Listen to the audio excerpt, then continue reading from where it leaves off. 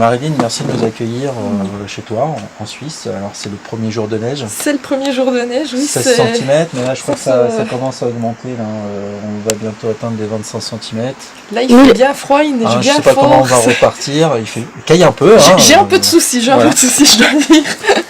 Et donc tu as commis la nouvelle Les Emmurés.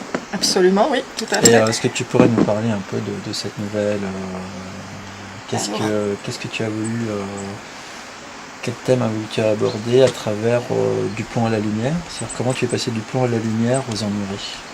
Alors moi, au départ, je ne savais pas trop bien comment traiter le sujet, mais le sujet m'a interpellée, donc je me suis dit, il faut que je trouve une idée qui soit un peu originale pour parler de ce thème. Puis assez rapidement, j'ai pensé à la psychiatrie, j'ai pensé aux personnes en souffrance dans ce domaine-là. Puis l'idée de la lobotomie s'est imposée assez rapidement. Et puis, l'horreur. Oui, malheureusement, oui. Mais c'est vrai que ça me faisait vraiment penser à cette chape de plomb qui s'abat sur les gens. Et puis très rapidement, le personnage de Mélancolia est apparu. Et puis à travers elle, l'idée de pouvoir après s'envoler vers la lumière pour se débarrasser de cette chape de plomb, justement. Quoi. Donc,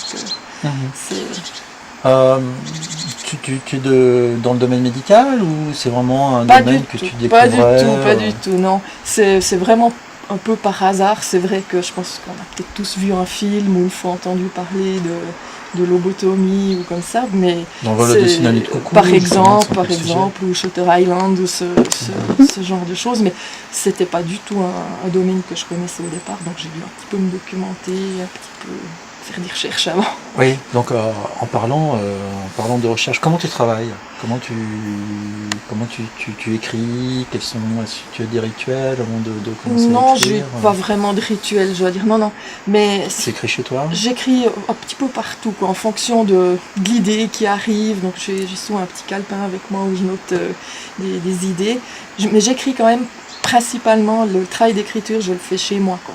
J'aime bien travailler au calme plutôt que travailler dans un environnement bruyant. Mais par contre, je peux tout à fait être dans le train ou dans un restaurant, avoir une idée, noter quelques mots et puis après réécrire à partir de ces mots-là. Peut-être que tu pourrais nous montrer ton lieu, le lieu où tout se passe. Mais oui, avec plaisir. En plus, alors, on sera au chaud. Allons-y. Parce que comment j'ai neigé de rue. Hein. Commence à faire un peu froid là, oui. Alors comment ça se passe? Comment tu fais un synopsis? Tu as déjà ton histoire en tête? Tu commences à écrire des mots? Alors, comment ça se passe? J'ai quelques idées générales donc que j'ai souvent notées sur papier, mais pas forcément, des fois pas.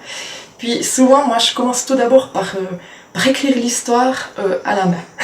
Donc je l'écris pas tout de suite sur l'ordinateur. Ça passe par la main. Ouais. Et puis comme ça me fait un premier jet.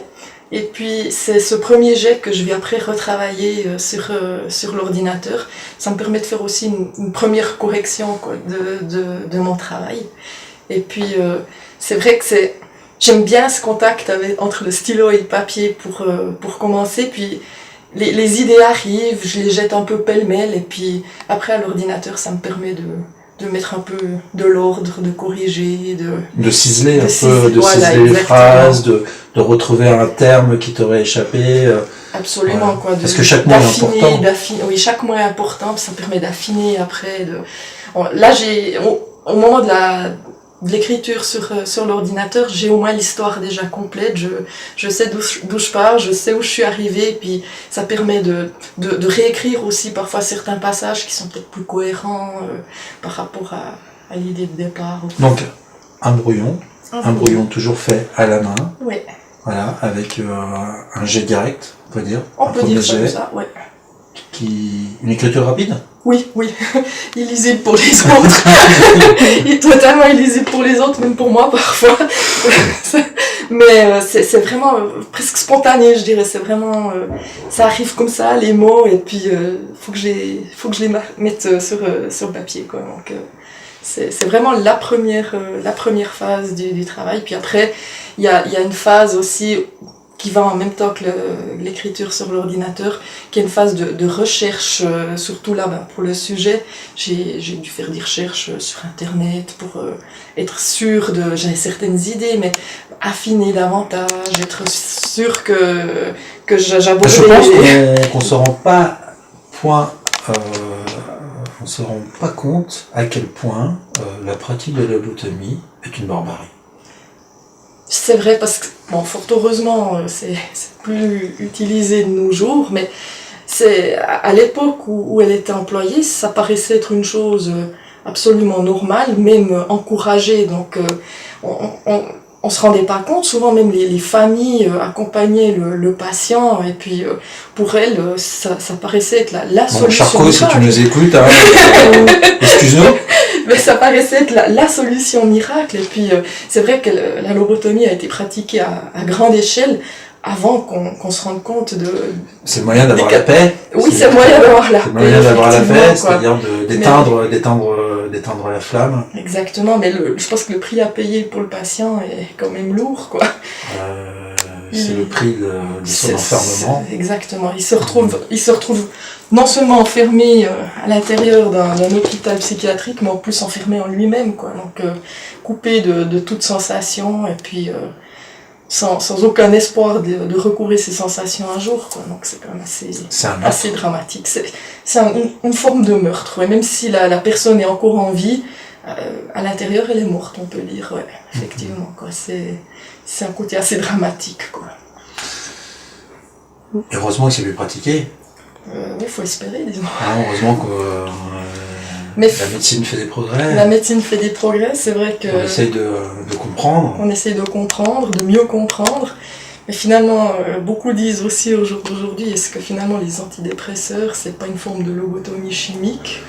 Certains ouvrent le débat, mais je ne vais pas me lancer là-dedans. Mais... C'est le grand débat avec avec Charcot, avec les anatomistes, c'est-à-dire que la folie, est-ce qu'elle vient de l'âme, est-ce qu'elle vient du corps, est-ce que les deux sont liés, et il y a justement cette interprétation. Aujourd'hui, on est plutôt dans un monde qui va vers le comportementalisme, c'est-à-dire vers le conditionnement. C'est juste. Et on oublie que le corps a une chimie, et que des dérèglements chimiques peuvent apporter aussi de la souffrance à l'âme. Absolument. Et qu'une âme qui souffre peut apporter aussi des dérèglements au corps. Ouais, oui. Et trouver le juste équilibre, c'est justement... il faut trouver un juste équilibre. Alors, c'est sûr qu'en France, on est plus dans la camisole chimique, et que le français est adepte des tranquillisants et du médicament. Hein, c'est vrai, c'est un grand consommateur de médicaments. C'est un grand consommateur, mais en même temps c'est un grand explorateur. Aussi, faut admettre. Donc il explore des voies. En Suisse alors. Voilà. Oui. Et justement, oui, la camisole chimique est une solution, peut-être différente de la lobotomie, mais peut-être c'est pas un meurtre. C'est pas un meurtre, c'est certainement quand même nettement... réversible. Voilà, c'est ça, c'est la grande avec différence. Toutes les dépendances, il y a quand même des dépendances, mais ça peut être réversible. Mais ça peut toujours être réversible. Et ça peut, surtout ce qui est recherché, c'est l'apaisement. Oui. Et puis c'est l'apaisement. Et toi, lorsque tu écris, ça t'apporte cet apaisement, justement? Ça m'apporte une certaine forme d'apaisement, ouais, effectivement, quoi. C'est vrai que c'est souvent, j'allais dire un petit peu une forme de... pour trouver le mot juste, en même temps c'est très relaxant, puis en même temps c'est un moment d'intimité avec moi-même, et puis ça m'apporte beaucoup de calme, de tranquillité. On vit tous dans un monde relativement agité, et puis c'est vrai que moi dans l'écriture je retrouve peut-être ce que d'autres vont trouver dans le sport ou dans une libération, une forme de libération, on peut dire. Oui, ça permet de coucher sur papier des émotions, des idées, et puis qu'elles soient bonnes, qu'elles soient mauvaises, mais ça soulage quelque part, ça peut enlever un poids dans certains cas, ouais. Effectivement. Sans être un écrivain tourmenté, loin de moi l'idée. Hein. Oui, l'écrivain maudit, il va pas être tourmenté. Je veux dire, l'idée, je pense que ça, c'est justement, c'est un péché d'orgueil. Complètement, ouais. Et qu'en fait, ce qui est intéressant, c'est justement c'est de se libérer de tout, de ce qu'on a de mauvais en soi, et d'essayer de conserver ce qu'on a de meilleur. Et ce qu'on a de meilleur, c'est ce qu'on peut offrir. Exactement. Et que l'écriture est quelque part un cadeau. Au moins, c'est une façon de pouvoir partager avec d'autres, en apportant une histoire, en apportant un moment de détente aux autres, par la lecture de l'histoire. Donc c'est vrai que c'est partager quelque chose avec les autres. Et puis ça, partager son imaginaire. C'est déjà important, ça les fait entrer dans un monde qu'on a imaginé, et puis espérant le partager avec un maximum de personnes. Et tout simplement pour parler du réel, peut-être. Si, ouais, c'est vrai. Mais dis-moi, qu'est-ce que sont tes influences? Qu'est-ce que tu lis en particulier? Alors bon, moi, forcément, j'aime bien tout ce qui est un petit peu, on va dire horreur, mais pas de l'horreur, mais j'aime bien Stephen King, j'aime bien des gens comme Chatham ou Granger. C'est vrai que c'est un petit peu des auteurs ça que je lis volontiers, quoi. Oui, on voit l'influence, du coup, maintenant que tu le dis, c'est sûr. Oui, ça se comprend. Non, c'est vrai que... Après, je lis aussi d'autres choses, mais principalement, c'est vrai que j'aime bien rester dans ce type d'univers. Ouais. Toujours dans l'imaginaire ou pas forcément, non? Pas forcément, mais c'est vrai que beaucoup quand même, parce que c'est quand même toujours un univers qui m'a beaucoup plu. Mais du coup, c'est ce qui m'intrigue alors, c'est que tu restes quand même dans des lectures assez réalistes, mais le grimoire et la collection des saisons, on est plus dans un univers d'imaginaire, on va avoir de la fantaisie, de la science-fiction, et ce que tu nous as proposé avec Les Emmurés, on a cette influence-là, donc tu t'es un petit peu sorti de tes habitudes. Alors. Un petit peu, légèrement, oui, effectivement. Bon, c'est vrai que ça m'empêche pas d'avoir lu Le Seigneur des Anneaux aussi, ou d'autres choses, style Le Monde de Narnia, ou des choses comme ça, quoi. Donc, des univers beaucoup plus, on va dire, fantaisie, ou comme ça, quoi. Donc, Qu'est-ce que tu dis? Ton roman préféré? Ouais, c'est ce que j'allais demander. C'est quoi ton roman préféré? Ça, c'est une bonne question. C'est dur, hein? Ah ouais, c'est dur, Ah, c'est dur. Ouais. Bon, c'est vrai que Stephen King, quand même, j'aime bien. Et puis, je pense Salem de Stephen King. Est-ce que tu peux nous montrer ta bibliothèque aussi? Je pense que tu as lu ta bibliothèque. Ma bibliothèque. Oui, effectivement, il y a beaucoup de noir. Hein. Il y a beaucoup de noir. Il y a beaucoup de noir. Il y a beaucoup de noir, c'est vrai. Ouais. Je trouve que dans ton environnement, il y a beaucoup de chats, beaucoup d'éléments de l'Égypte, etc. Donc, tu es passionné par l'Égypte? Alors, je dirais l'Égypte, certainement plus mon mari que moi, mais c'est vrai que c'est un pays où on s'est rendu à plusieurs reprises, et puis c'est aussi un pays fascinant par son histoire, donc toujours un pays riche en découvertes et en émotions, quoi. Moi, je dirais mon pays de prédilection, c'est peut-être plutôt l'Écosse.